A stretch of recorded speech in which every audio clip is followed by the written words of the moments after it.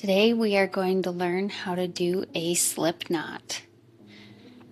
You will take your crochet hook and your yarn and you will wrap it like here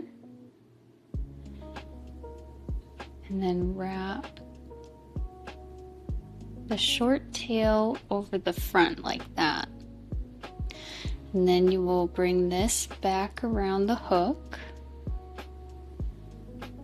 Grab the little tail down here. You're going to pull this through the loop and pull it snug. Just like that.